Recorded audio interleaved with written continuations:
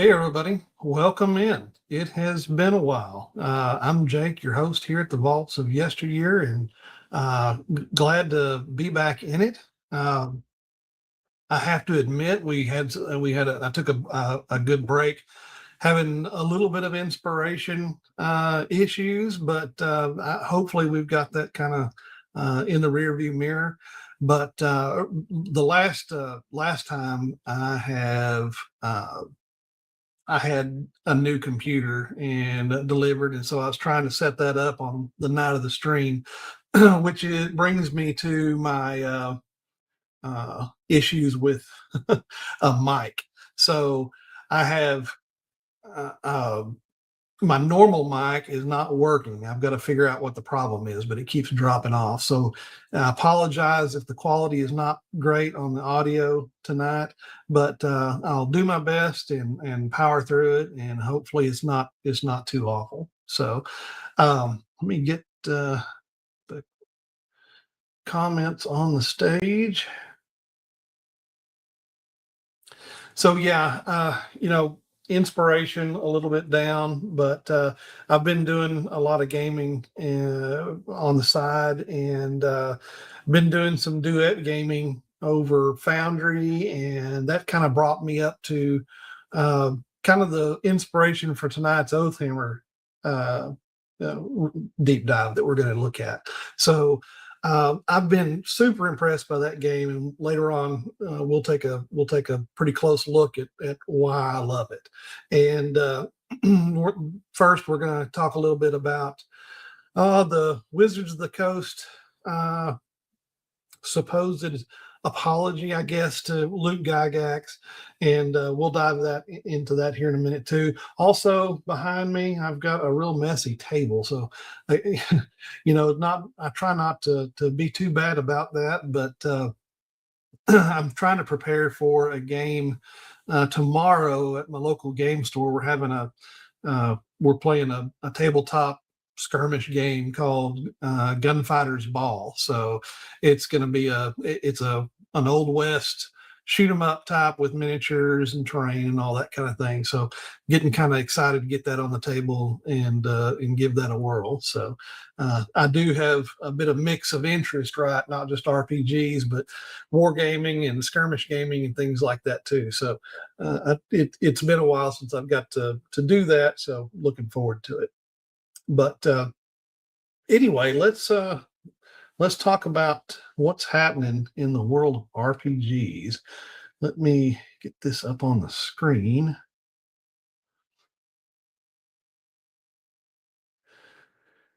Yeah. So everybody's been talking about this week,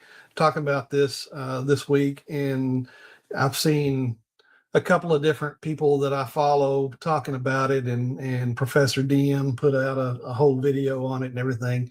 But supposedly there was at GaryCon there was a discussion or a panel with Luke Gygax, who is Gary's youngest son, and the creative head at Wizards of the Coast, Dan Ayub.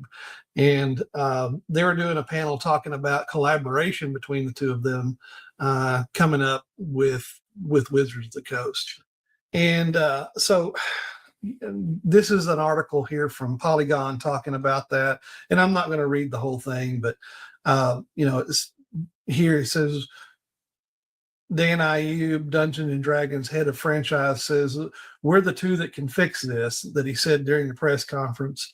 Ayub was talking about the first meeting between himself and Luke Gygax, engineered by Joe Manganiello, after Ayub took the reins of D&D 7 months ago. It's a big statement. Ayub was recognizing that the game lost its way at some point, and that he's trying to put it on the right path by invoking popular figures like Manganiello and Luke. So, hey Ward, good to see you. Welcome in. So yeah, there's a lot of varied opinions on it. A lot of people that are kind of angry still and all that kind of thing. But that's not really what I want to talk about in regards to this, because am I angry? No. Am I glad there was an apology? No, not really. And well, you want to know why? Well, it's because I just don't care. In D&D and WOTC has over the years have slowly forced me to not care about official branded D&D. And so, that's here's where we are. And, at least from my perspective, uh, the way I'm looking at this is really more, it's a little bit more cynical. And it may be a genuine attempt to mend fences and things like that, but you know they uh, they really kind of dirtied their reputation and how they approached Gygax and especially old material by putting content warnings and all that other kind of stuff on a lot of the old stuff. And you know it is what it is. It's the same people with the same old tricks and going about things. But as far as an apology goes, um, it might be genuine. I'll give them the benefit of the doubt that it is genuine. But it's in my opinion, it's because they kind of have to. Uh, they've been catering to the so-called modern audiences, and they're just not the people that are shelling out the money for your games. The people that are the avid collectors and the people that buy that are completionists and things like that, and those people have, for the most part, gone. And so things that the OSR is a perfect example of this. Shadow Dark and Castles and Crusades and Old School Essentials and Tales of Argosa and all these other things that have popped up, catering to all the people that have fled D&D. People that weren't happy with fifth edition, people that weren't happy with the way that their legacy was essentially just trashed by the people that were running D&D for the longest time and still are. And that's kind of my point, is that the same Seattle culture and crowd that began all this is still there. These people have not left. They have not changed. The people behind Dan Ayub are still there and still in the background. So, are they going to make an attempt to try to coax some of the older school players and things like that to bring their wallets back to D&D? I'm sure they are. I'm sure that they have realized that that's money left on the table, and so they're making this effort. And is this cynical of me? Yeah, it is. But I don't. I mean, it's Wizards of the Coast. They're about they're a corporation. They're about making money, you know. And they also spoke about how they're dedicated to the print media and retailers and things like that. And I the actions will speak louder than words. Dan Ayub himself comes from digital monetization. That's his background, and a lot of the people that they've hired are, from that kind of thing too. And so I expect them to continue down the digital path. I expect them to continue down the path of things like the Radiant Citadel and wine tasting adventures and all that other kind of stuff. Are they going to put out a few things that, are they going to throw some crumbs to the older school crowd? Probably, but I wouldn't expect a 360 here and or 360. It's what it would be, 360. I would not expect a 180 here. It's just not going to happen. But that's my take on it. Ward says, "We're sorry. We want to take more from your hobby." Yeah. Yeah. That's probably accurate. I'm seeing a lingering financial interest in those who are still interested in aligning around declarations of corpos like WOTC at conventions. Yeah, yeah, and I suspect that's part of what's driving this. They showed up at Gary Con. I bet they're going to show up at Origins and Gen Con and start having a bigger con presence. I would almost guarantee you they're probably going to try to do that. But it's all going to be a very polished and focused effort, and I guarantee you it'll be down the digital funnel. They're going to talk about print and they're going to talk about that kind of thing, but the actions that you see will 100% be focused on digital monetization. Hold me to my word on that.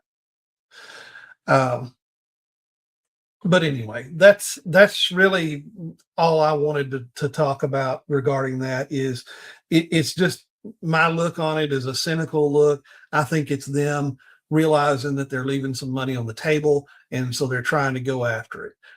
They're trying to recover some of the money that's went to all these other OSR people, that are putting out amazing content. And I don't know, at this point, I think it's going to be hard to scrape some of that back. I think it's going to be tough. And, if they back up these words with some actions, if they stop putting content warnings on all the old stuff and talking about how it won't meet our content guidelines and diversity guidelines and this, that, and the other, then if they don't quit talking like that, then I don't think that they're going to get any traction here at all. But hey, that's me.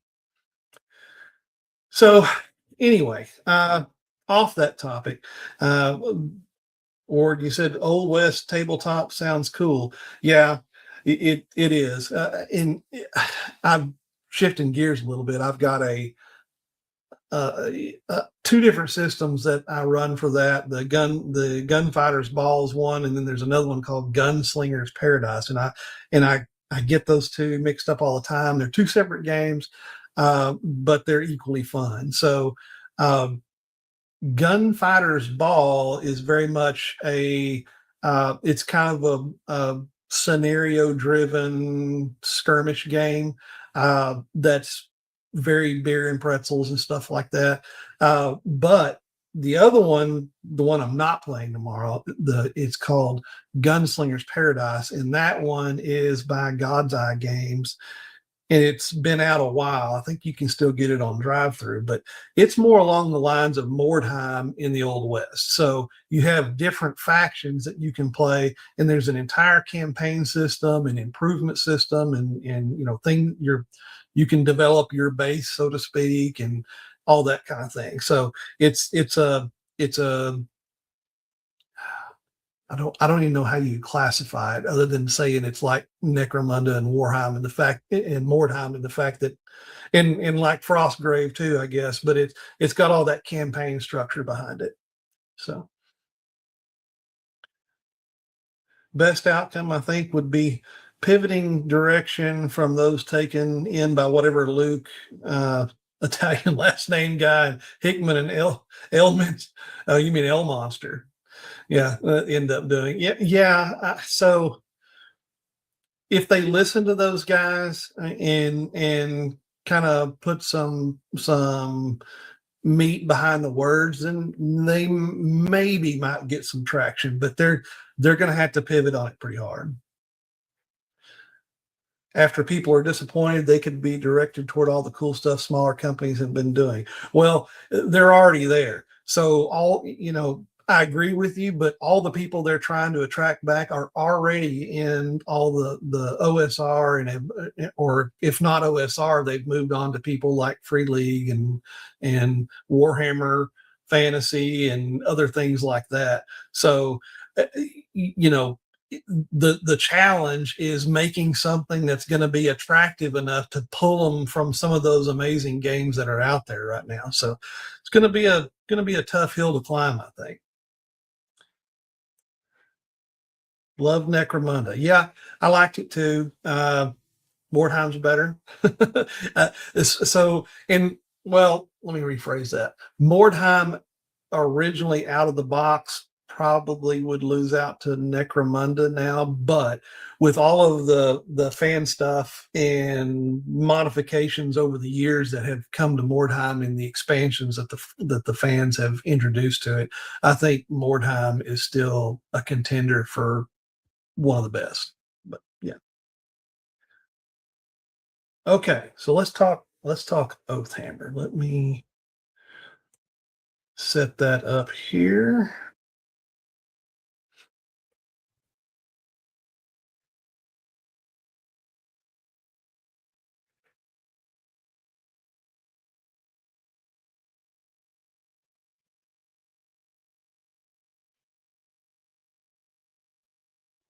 Uh,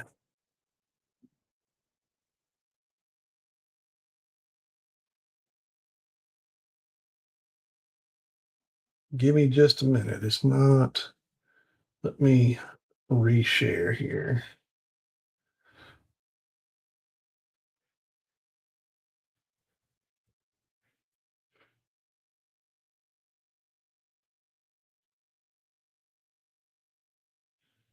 There we go. There we go.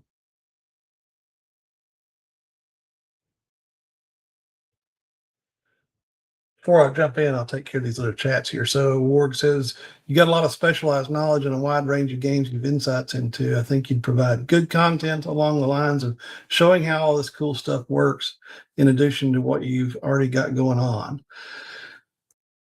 Showing gunslingers ball even more time would be really cool. Yeah, I have thought about kind of diversifying the show a little bit and expand outside of RPGs into some of the skirmish stuff, because I do have a lot of good games that I could share and talk about that are really really fun. So you bring up a good point, and I think I probably will, because it's eh,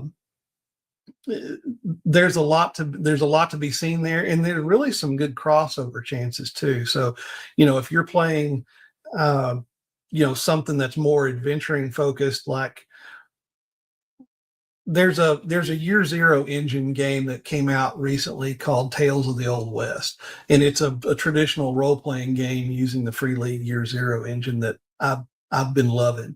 And if you wanted to jump up to like a bigger skirmish level, it would be great to bring something like Gunfighter's Ball up, break it out on the table and show how you can play a big fight, using a mix of an RPG and a skirmish game. But yeah. Okay, so jumping into Oathhammer. So um, here's what I want to do with this discussion. Hold on, there we go. Change that a little bit. So I am going to. I'm not going to go in just bit by bit in excruciating detail through the book, because I don't like those kind of reviews. I find they're boring. So, what I'm going to do is I'm going to talk about what makes it click for me. I'm going to hit on the high points, the mechanic points that I think are amazing and what make me really love the game.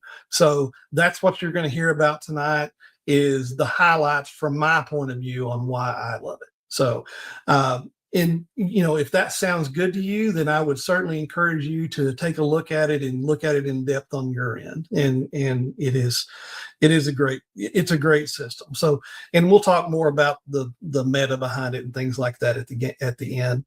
Um, so anyway, okay, Oathhammer, what is it about? So it is a very focused game. First of all, I'll get that out of the way. It tells you at the beginning what it wants you to do as a GM and a player, what kind of game it's going to be, and it is a focused game around certain types of themes, and it it plays best with that. It does not really, it's not really geared to play outside of that. So if you buy in, if you're all in on the themes, you're going to be rewarded and you're going to love it. If if you go too far outside of the lines, it may not be the best system for you. So first of all, playing historic or heroic characters, that's the key. You're not playing scoundrels. You're not playing um, you know, weird, big high mix parties of different types and evil, characters and things like that. That's not what you're doing. And the mechanic that drives that is the next point, which is holding to your oaths. So Oathhammer is not just named that way for reasons. It's named that way on purpose, because that's the key to the game. Your characters have oaths that they must swear to and uphold, and if they violate those oaths, there are mechanical penalties to that as well as mechanical benefits. So you get to choose the oaths, and then you have to live with them. right? The other thing is adventuring in a constrained system. Um, so, in by a constrained system, what I mean is that it is focused on a single island, Osric Island, and it has a very set theme and setting around that island. It is made for faction and domain play, and it is made around the oath system. So it's playing heroic characters, it's adventuring to do good, and like I said at the end there, it's playing to restore what was lost. And if you play inside those lines, you will be greatly rewarded with an amazing game. Yes, it is Osric Island. Org, that's right. Yeah, Osric Island. Uh, so yeah, play inside the lines. You're going to be rewarded with a great game and a great play experience. I've been playing this in duet play, and it has certainly been borne out by my experience.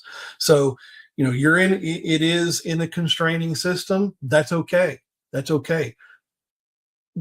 Just go with it and try, and I promise you, you'll love it. Okay, so all right, that's what Oathhammer is about. Now let's talk about why I love it. So,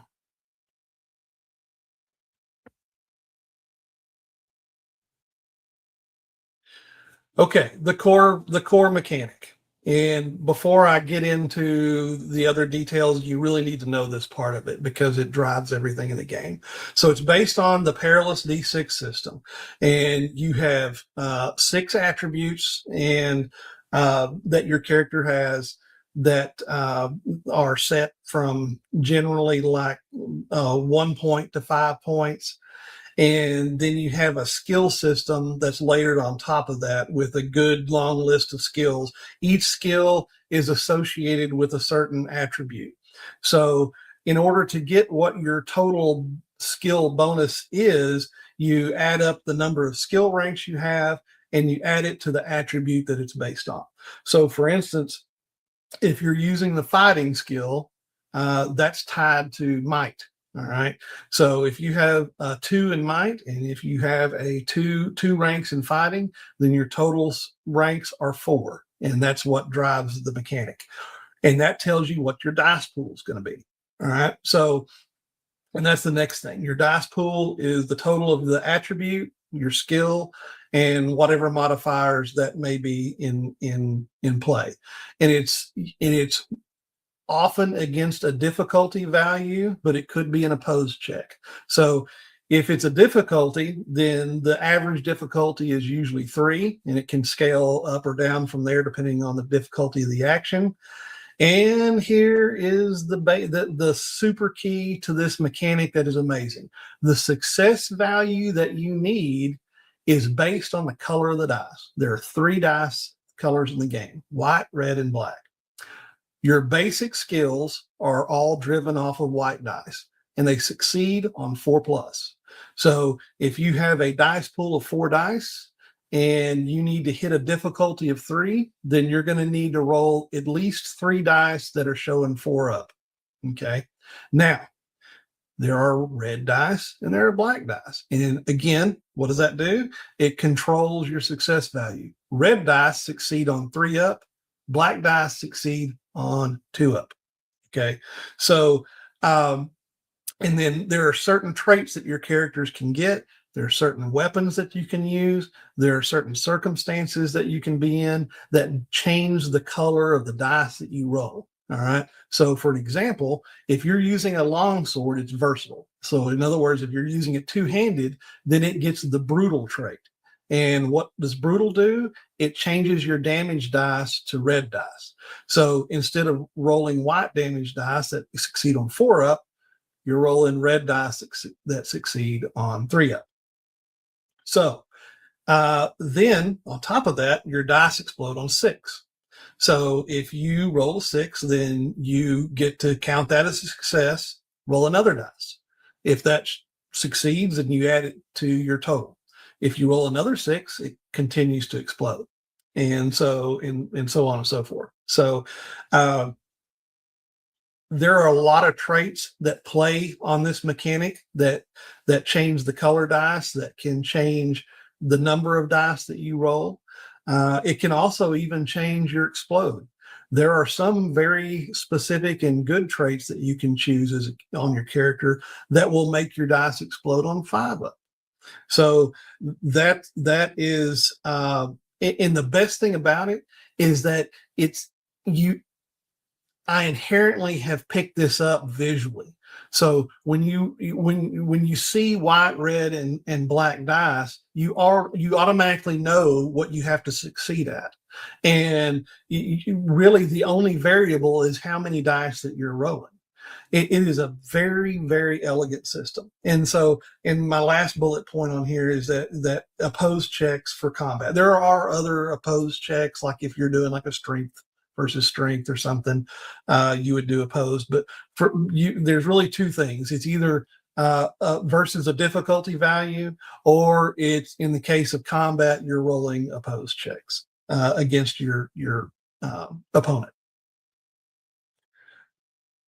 Ward saying interesting visual effect. That, yeah, the visual effect of the 3 dice is really the key to the elegance, and the fact that your mind very quickly picks up on what you need to succeed, and you're able to shift between colors really easily. And the good thing is that it does not replace some of the dice with colors. It either replaces all or none. So you're never in a situation where you're rolling like 3 white and 2 red, and then you have to do a lot of kind of mental calculations. No, it shifts all of them to one color or not. So okay, now we got the mechanics out of the way. What makes me love it? Several things. Oaths that we already talked about. Class features, which is, and I'll get to that here in each one of these in more detail. Very clean so the class features, and what I mean by that is the elegance of the class features, in the fact that it is put forth very simply, but it is an elegant way of affecting the system. Combat is very clean. It's very clear what you have to do. You're not overloaded with options, uh, but there is enough flexibility to make it an interesting combat. Critical injuries. Uh, they don't take a lot away from it. It doesn't really make the game longer. They don't debilitate your character for long periods of time, but it can be deadly. And I will say that about the combat here. You need to know what you're doing. You need to know your character, and you need to understand the danger, because you will die in a hurry. So you just got to, and it's a learning curve. Now that's mitigated somewhat by the inclusion of luck points that can help you out, but for the most part, beware. Next, regiments and mass combat. It's amazing how this is integrated in the game. It's very smooth. Regiments are essentially the same stat blocks as monsters and NPCs. It's not a completely separate bolt-on system. It's part of the existing system. The use of the fortune skill. And you know what? I might not have done a slide on that, but I will talk about it. I might have made a mistake, but I will talk about it. Don't let me forget. Okay. Magic, stress, and miracles. The way that the mechanics work on a stress buildup for a mage, and how miracles work for a divine caster. Amazing stuff. And it's very unique and very flavorful and very simple. And then finally, domains. Just like the regiments of mass combat, it is um, it is comprehensive enough to give you plenty of decision choices, and it's comprehensive enough to allow strategies to to develop, but it is not so complicated as to feel like a completely separate game or to bog down what you're doing. So okay, so oaths. When you create a character, Uh, let's see. Work says, yes, the mechanics have more to it than somehow what I saw from my look at it. Yeah, there's a lot of depth that is not immediately apparent from a first read. I'll tell you that. So, okay. So, oaths. When you create a character, you're going to select 3 oaths. And this is an example of one of them. So, each oath has a theme to it. The tenet, which is there. So, oath of courage. While you're not expected to act impetuously, you must oppose evil, thwarting the wicked when possible. You can carefully choose your fights, but cannot surrender to evil foes. With each one of these oaths, you are given the boon. So for this one, you get a +1 bonus to your discipline checks and cannot be frightened. Does that sound powerful? It is. It is. It makes your heroes heroic. It makes your characters heroic. As long as you abide by that oath of courage and don't break the tenet. If you break it, then you get the bane. You get the opposite. You get a minus to leadership checks and discipline checks. So, in by holding to these oaths, you gain a boon to your character, but you also gain extra experience. So, if you're playing in the session and something with your oath comes up and you call it out and you say, you explain how your character is playing to your oath, then you're going to get some experience points off of that in addition to normal experience. If you break your oath and you end up in the bane situation, then you've got to do something to atone for the violation. You're going to have to do something thematically in the game to atone for that. Make a sacrifice, do some significant good deed, whatever it might be. In the instance of oath of courage, it may be jumping into a situation that's low odds. That may be what gets your oath back in shape. So, and it's up to the GM to work with the player to determine what that is. So, and yes, ward -2 discipline sounds fun for the DM or whoever's playing the enemies. Yeah. So, discipline can come to effect like against fear and things like that. So yes, if you're in the bane situation, you're going to have a tough time overcoming things like that. So, okay. So let's see here. So yeah, oaths, love it. It's an inherent part to the game, and it's very thematic. Next thing is the class features. So you get a couple of static class features, usually per class. They are not as fully restricted or restricting. A class is not as fully restricting as like a D&D class is. Once you get your starting skills, you can go outside of that and you can purchase skills however you want. It's not set by your class. There are some special traits that are restricted by class, as you can see there on the mage, that only a mage can take. And then there's a list of general traits that everybody can take, and there are some pretty good ones too. So, but here's what I want to bring out is the class features that they add in that are static are ones that people almost always take, and they end up burning one of their choices. So if you're playing D&D and you're playing a mage, almost every time you're going to burn one of your spell picks as magic missile or something similar to that. And so what Oathhammer does is it gets rid of the wasted choice, and it just gives you that at the start. So as you can see, Magic Bolt. As an action, you may make a magic ranged attack against a target within 100 foot. And it's resolved using your magic skill. And so there you go. You get your magic missile. You don't have to waste one of your spells on it. And you can do it every turn if you want to, because it doesn't play up against your stress. It's an inherent part of the class. So each one of the classes has things like that don't make you waste your critical character creation choice on something that you should really just have by default. And so there's a couple examples of the special traits, right? So arcane focus, lets you re-roll one of your dice, and your stress threshold is increased by 2. And we'll talk about stress here in just a minute, but and how that works. And charged blast, your magic bolt gains +2 bonus to its damage roll. So that's just a couple of examples of the many traits that are available to specialize your mage and kind of bring them and make them unique from others, right? So that's what I wanted to bring forth about class features, is how the author was really able to boil down these classes into and determine what is critical to the class versus a list of options for specializing, right? So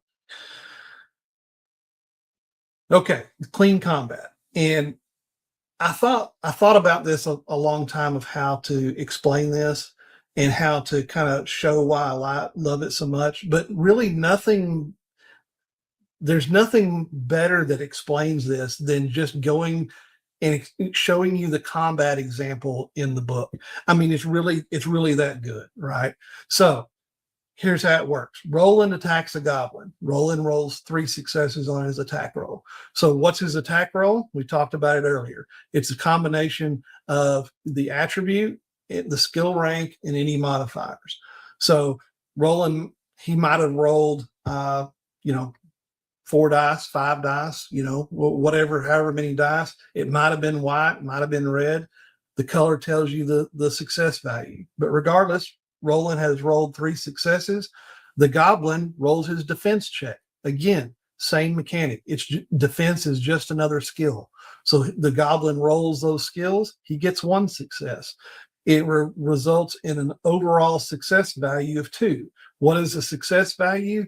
It is the number of successes you rolled versus what the enemy rolled. It's the net successes. So Roland hits the goblin with his attack.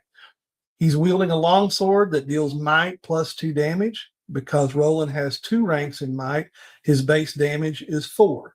And the total number of damage dice rolled is therefore 6. So you're adding your weapon damage, you're adding your ranks in might, and you're adding your success value, your net success value. So those 3 things give you your damage. Roland rolls 3 successes for damage. Now, one thing to note here is that it says Roland is wielding a longsword. If he's wielding that 2-handed, he's going to be rolling red damage dice that succeed on 3 up instead of 4. So the goblin ordinarily rolls 3 armor dice. So you have a defense roll, and you also roll your armor. And so the goblin rolls 3 armor dice, and it works the same way. Those are always white dice, unless you have some kind of special trait, or if you have really heavy armor, it can change the color of the dice. Okay, so the goblin ordinary rolls 3 armor dice, but Roland's longsword is armor piercing 1, AP 1, and thus imposes a -1 penalty to the goblin's armor roll, which means that the goblin then rolls a single armor roll success. So let me back up. What that means is, when it says that it imposes a -1 penalty to the goblin's armor roll, that means that he rolls 1 less die. So instead of rolling 3 dice, he's rolling 2 dice. So the goblin rolls a single armor roll success, reduces the damage it receives by 1. The goblin loses 2 grit points as a result of Roland's attack. And that's it. That's it. So yes, there are a few options to combat. There's positioning, and there's other things like that. There are modifiers to range. There's outnumbering and things like that. There are plenty of things that can make combat tactical and fun. But that's the core of the combat. It is very simple in how it's laid out. It all uses the same mechanics. There are no bolted on outside methods for doing things that are different from the core mechanic. It's very smooth, very smooth. So grit points are your hit points, right? And that's what we're going to talk about next. Critical injuries. All right. First of all, the characters in this your HP is called grit points. And for a regular humanoid, human character, you're looking at maybe 4 or 5 grit points, 6 maybe if you have a high resilience skill. So you don't have a lot to play with. You got to be careful with it. When your grit points get reduced to 0, then you start rolling for crits. Now the cool thing here is this may seem similar to Warhammer Fantasy. However, the difference is when you get to 0 grit, you don't go down, you don't go unconscious. You're still active, you're still fighting. The only thing that restricts that are the crits rolled against you. So if you're at 0 grit and you take another hit, then you're rolling D66 on the crit chart. You can use a luck point to re-roll that if you don't like the original result. But for the most part, you're going to get it. You're going to get what you get. So here's a couple of examples on the chart. So eye injury. One of your eyes sustains a minor cut. You incur a -2 penalty to ranged attack rolls and perception checks, and your eye remains injured for a week. Or wounded hand. Your dominant hand seriously damaged, -2 penalty to attack rolls or skill checks involving use of the hand. It remains injured for a week. So a couple of things with that. First, it's a very easy to understand penalty. It's a -2. All that does is subtract dice from your roll. And then the other part of that is the critical hits are debilitating in combat, but they are not terribly debilitating in role play. So if you're only down for a week, that's manageable. Your character is not going to be, backbenched for months while you have a broken hand or something like that. So it's manageable. So in there are certain healing abilities that can even reduce that time further. So yes, is it a little bit of unrealistic? Yes, it is. But I think that the trade-off of realism on this for playability really makes it so that you can continue to be an active part of the game. So, okay. So in addition to the regular physical crit charts, they also have a separate chart for flaming, frost, lightning, and poison damage. So each one of them have unique results based on the type of damage that you have coming in, which is pretty cool. I like that. So yes, you've got a clean combat system. You have a low amount of grit points that you have to be very careful with to manage. Make sure that you're not putting yourself into too crazy of a situation. And then after that, it's really a luck of the crit roll. If you get lucky on your crit rolls, it can be a minor. There's even some results on the crit chart that just say that it's bumps and bruises, no harm, no foul. So you could theoretically you can continue to keep fighting for a while, even when you're at 0 grit points. So yeah, love it. All right, regiments. All right, we get into this. So here is a stat block for a regiment. And this is the exact same stat block that's used for creatures and NPCs. And so it makes the game completely, it makes it, how would I best say this? It makes it uniform from a mechanics point of view. You're using the same mechanics across everything from personal combat to delving to mass combat to domains, all the same mechanic, all the same skills, grit points, armor dice, weapon dice, all of the same concepts. They track across the different stages of play. So you have dice pools. So you see that you have skills there: acrobatics 2, resilience 4, athletics 4. So all of those already have the regiment or the creature's theoretical attributes baked into it. So that's just how many dice you roll. So if you're rolling your unit's leadership, you're rolling 3 white dice, and you can see there that it tells you the color of the dice too. So like on discipline, you're rolling red dice instead of white dice. And then the other thing here is when you're fighting with regiments, so it has a system that you can play it out on the grid. It has movement and things like that, and flanking and stuff, and it's got a right amount of that doesn't bog it down too much.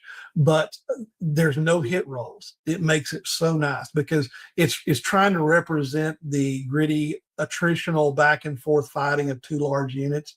So when two regiments are fighting, they never roll to hit. You just roll damage, right? So you can see there, this heavy infantry has halberds. You're rolling 12 dice with AP2, and it's brutal, right? So if it's brutal, that means that you're rolling red dice. And you can see that heavy infantry has 7 armor dice. So you're rolling your damage, you roll your armor, and whatever's left comes off the grid, right? And the next thing, embedding your heroes. So in each unit, you can have a commander. Your hero can be part of it. Your actions as a hero during the fighting can definitely affect the other unit, and you attack it just like a person. So if you're leading this unit of heavy infantry, then you just make a standard attack against the other regiment that you're fighting, and the same thing occurs. Whatever you roll over their armor dice gets subtracted from their grit points. So you can have a direct effect on enemy regiments as a player. And since you're embedded in a regiment, then you cannot be attacked directly. But you can, if your unit takes damage, there is a chance that you can take grit damage too, as part of the rough and tumble fighting of two regiments fighting each other. But the regiments benefit from your leadership, from certain traits that you might be able to use, especially when it comes to morale. So once a regiment starts losing a lot of grit points, they have to make morale checks, and so it's key to have a good leader there that can help keep your unit in the fray. And then, like I said, personal combat, you can get engaged in it. If you're a mage and you have AoE attacks, it can really help with mass battle like this. And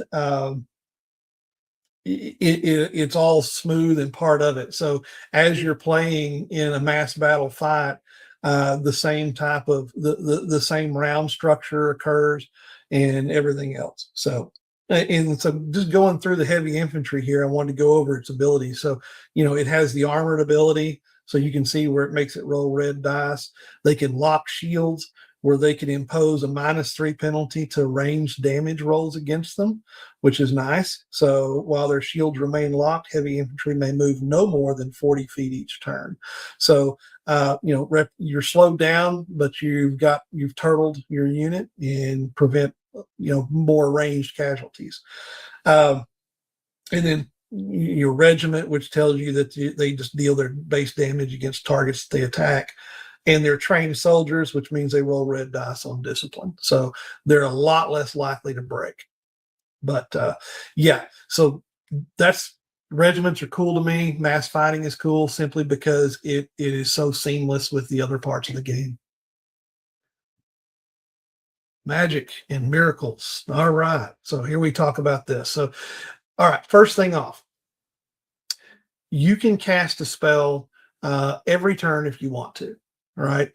You make a magic check, and whenever you roll, each spell has a difficulty value to cast, really, and you roll your magic dice on it. And if you get enough successes to get the casting number, then your spell goes off. Right. Here's the catch: every one that you roll it generates a point of arcane stress. And so you have a pool of this that's based off of your willpower, I think, and your ranks in magic. So usually 5, 6, 7 arcane stress from a beginning character, something like that. So as you accumulate stress, then when you start getting close to that, then when you get to your stress threshold, then you can't cast any more spells until you sleep for 8 hours. So The more dice that you roll on a magic check, the more chances of rolling those stress, right?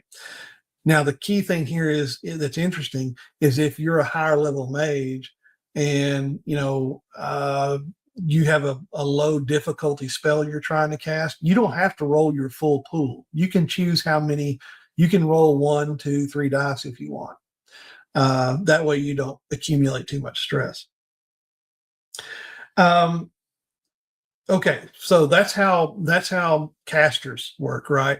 So magic casters accumulate arcane stress, and the other part of that is spell enhancements. So with other games like D&D, especially like 3.5 stuff like that, you can do the meta magic feats and things that can do different things to spells, and it was very complicated and it just was not clean. This is clean. Why? Because all it does is add stress to the spell, right? So if you want to do a controlled spell, then you can do that. It's no penalty, it's no further penalty to the difficulty of the spell, and it costs 1 automatic stress. It allows you to re-roll a number of dice for the magic check equal to your ranks and willpower. So and you can add these enhancements on the fly. You don't have to take these as skills or traits. There's a list of these enhancements, and you can throw them on a spell at your whim. All you got to do is if there's a penalty adjustment, then it penalizes your roll. Or if there's a stress cost, then you pay the stress cost, and then your enhancement goes, right? So like empowered spell is a great example. The target of the spell incurs a -1 penalty to their spell save, and it costs you 2 stress to do that. I love the spell enhancements. There's a good size list of these. You can change the duration, you can change the ranges, you can change, a lot of different things that you want to on the spell. So that allows you to flex your spells to do more things, and it's simply at the cost of stress. Easy to calculate, very smooth. It is an amazing mechanic. And then miracles. Miracles are they are similar to spells, but they don't cause stress. Okay, and only some miracles have a difficulty value. Some of them go off automatically. Okay, um, but so here's the thing. So you have your magic check. And the first magic check performed during the day is a difficulty value 1. The difficulty increases by 1 for every additional miracle cast. So the more miracles that you use during the day, the harder it becomes to do it. And once you fail to cast a miracle, then you can't cast any more miracles for the rest of the day. So it's a great way to control, spamming of miracles, because it prevents you from just doing nothing. But it allows you. Let me back up. It will allow you to heal over and over and over again if you want. But the more times that you do cast heal, the more chance that you have of failing the check, right? So it's kind of a cap and a restriction to keep you from abusing it, I guess is the best way to put it.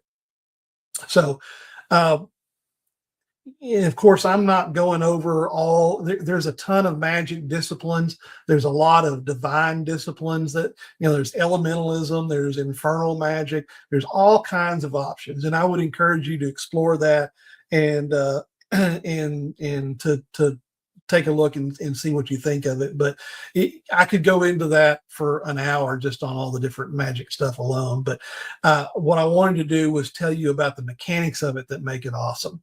And this to me is what makes it fun. Yep, I did skip the fortune, so don't let me miss that. So okay, go into domains. Uh, Domains, like I said, are they have just enough meat to give you a lot of flexibility and choices, where you can make meaningful choices in running a domain, and you can actually implement strategies with it. But it's not so much as to make it a separate game, really. So what drives it is your renown. So as an adventuring party, collectively you have renown, right? So as the company performs heroic feats, they will gain prominence. Famous characters will attract other adventurers to their company, incite fear in their enemies, and draw loyal vassals to their domain. So there's a big chart, right, that shows the benefits that you get as you accumulate renown. And this helps you expand and improve the level of your domain. So, and I just took a little snippet here. So at 35 renown, all buildings within your domain that raise taxes generate an additional 1 gold a month. At 40, the domain grows in size. The characters of the company gain a +2 bonus to carpentry and masonry checks, which are important because uh, those two skill checks are key to constructing buildings within your domain. So what you do is you pick a hex and you want to establish a settlement there. So you establish a settlement, it costs a certain amount of gold. Then you buy buildings within that settlement. And those buildings enable lots of different things that you can do. It can affect things from the type of units that you can muster, it affects your tax revenue, it can affect even personal things for your own characters. It can give you bonuses on skill checks and things like that. Um, so I put an example here of barracks. Skill check is masonry. So when you construct it, you roll masonry and you look at the chart down there, right? So you look at how much success value you get. So the success value determines how much the building costs and how long it takes to build it. How cool is that, right? So you do really well, you get 5 success value on your check. It's going to cost you almost half of what it would be for a normal success, and it cuts the build time down by a week, right? So uh, the barracks allow you to recruit and train heavy infantry. If you also have a bowyer, then you can also produce archers. The settlement with barracks can also choose to recruit 2 militia regiments each month rather than 1. And a settlement with the barracks gains a regiment of militia and a sergeant as part of its permanent garrison. So each one of these buildings provides cool things like that. If it's a tax generating building, it'll be a certain number of D6. So let's say, and I don't remember exactly, but like if you build a mine, I think it's like 3D6. So each month you roll 3D6, and that's how much gold you collect from the mine. So anyway, all these buildings combine in your settlement to produce taxes, to control what benefits you get. And then the other thing about them is you can set your settlement's archetype. So it can be a colony of the local empire. It can be a free city that attracts a lot of kind of ne'er-do-well, the scoundrel types a little bit. It could be a guild city, which is run by merchant guilds. It can even be racially based. So if you are friendly with elves, you can have a city that is geared towards the high elves or dwarves or what have you. And then there's a separate Ward, you are very, very focused on dwarves with this game. So yes, dwarves are highlighted, but there are lots of others. So there's wood elves, there's high elves, there's halflings, there are fearbogs, which are fearbogs in this game are half orc orcs and men, things like that. So no, it is not all dwarves. There's humans. In fact, it's pretty heavily human to a degree. So it is not at all dwarves. And in fact, it can be a big mix on the party, or however you want to set up your characters. So um,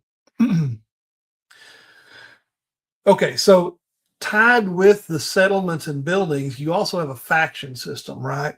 And so all of the different enemies that you might come up against and allies are going to be part of a faction, one faction or another. And you as your player group, are your own faction. And so Each faction has several things that define it. The relation, first of all, it's the relations to other factions that are in the game, which you can either be friendly, neutral, or hostile. You have a faction strength, which determines how factions relate to each other and can affect skill rolls when you're dealing with other factions. It also, for enemy factions, it determines how strong they are from a military point of view too. And then you also select a faction archetype. So, for instance, you could be religious crusaders. There's a faction called Aldori Crusaders. So you could be a group of crusaders coming from the mainland over here to fight evil and so forth. There's a dwarven faction. So you could be dwarves coming over here to reclaim your lost holes. Uh, there's a number of different archetypes that you can select, and each time that you select that archetype gives you certain it controls your starting relations to other factions, as well as sometimes other benefits. And then, just like characters, factions can have traits. You can select certain traits for your faction to make them stand out. And then within factions, you have influence. And so as your faction grows, as you get more settlements in your domain, as your army gets bigger, it affects how much influence that you have, and that influence is a mechanical number. It's a numerical value, and you can use that in diplomatic actions with other factions, and you can use that influence to leverage lots of different things in how you interact with other domains and factions. So that's that is not at all encompassing of everything to do with domains or factions. These are the things that I find cool about it, and the same applies to the rest of the stuff we talked about. Um, so that's the last slide that I have, but I do want to go back and touch briefly on fortune.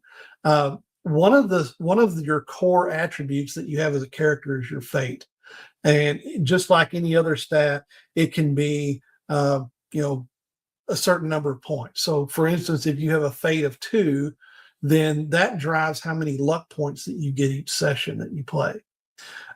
It also drives.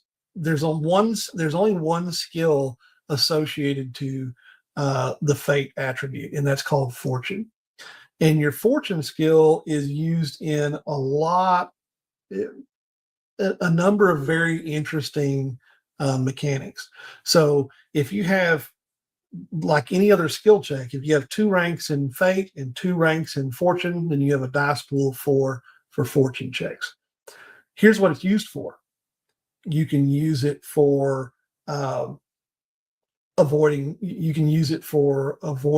traps that you don't find. You can roll fortune checks to see what happens to you. You can, when you're looking for special equipment that's rare or is harder to get or come across, you roll. It has a certain rarity value, and that rarity is your difficulty on a fortune check. So you roll your fortune and see if the item is available. There are a number of different things. It plays into the magic system. It plays into combat. There are a number of things that you make fortune rolls for that drives gameplay. And so it is kind of a meta currency, but without tracking. The only I take that back. There are luck points. So the number of fate that you have as an attribute determines the number of luck points you have. But all that does really is the luck points, they add to a roll. So if you make a check and you failed by, I don't know, 1 or 2 successes, then you may elect to spend one of your fate points, one of your luck points. And if you do, then you get to roll 2 extra dice after the roll. And if you get successes out of them and it helps you succeed, great. So that's really the only meta currency there is, and it's a very small number, and it regenerates each session. So that's Oathhammer, guys. That is what I love about it. Hopefully, hopefully this has been enough to get you interested in it and get you your imagination going. Uh, if you're interested in it, it is available as a PDF on Drive Through RPG as well as the author's website. There's also physical books available through the author's website, and it is broken. The publisher is Broken Blade Publishing. After I'm done here, I'll put links in the description.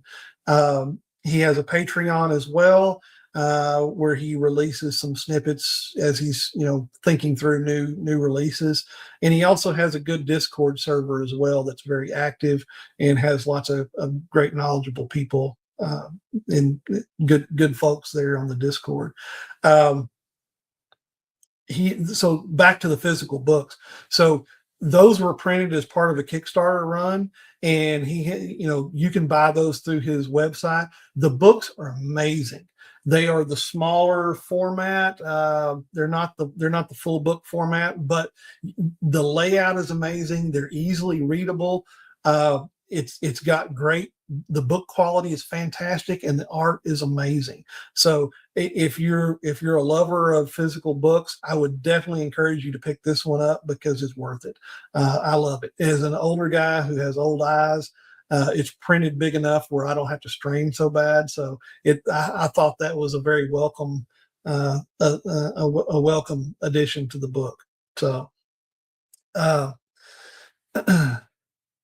Ward says it looks really good. I could use it for medieval post-apocalyptic survival domain conquest, maybe. Uh, I could see that. Yeah, you could probably pretty easily adapt that to that kind of play style. Yeah.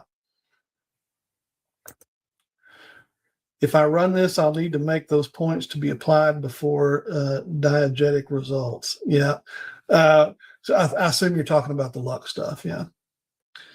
And living in Vietnam, I'm a PDF printer. So it's funny that you say that because I saw a video yesterday of a guy that plays another game that I play called Tales of Argosa. And he printed the PDF on high quality paper, and he bound the book himself in a very nice high quality stitch bound printing. And it was amazing. The book looked great. So anyway, hopefully that interested you. If you like it, I would encourage you to go out and visit the website, look at it on Drive Through RPG, uh, pick up the book if you want, join the Discord. All those things I would certainly encourage. One more thing before I forget, he did just release the first issue of his zine called Rune Master for this game, and it is all about the ocean. Okay, surrounding Osric Island. So you've got things like you've got naval combat, you have naval travel and exploration. You have an island generator with some amazing abilities to create unique islands that you can visit that lie off the coast of Osric. It has an adventure in the back. It has some more. It introduces a god of the sea along with miracles for that god, and it includes a whole bestiary of themed creatures and things and cultures and creatures for the aquatic type theme of the zine. So it's a great release and an amazing value. So anyway, that's my take on Oathhammer. Tell me what you think in the comments. If you're watching this after the fact and you like stuff, don't like it, feel free to talk about it and we'll discuss it. And I'll hope to see you there in the comments. So anyway, thanks for watching tonight. That's all I've got.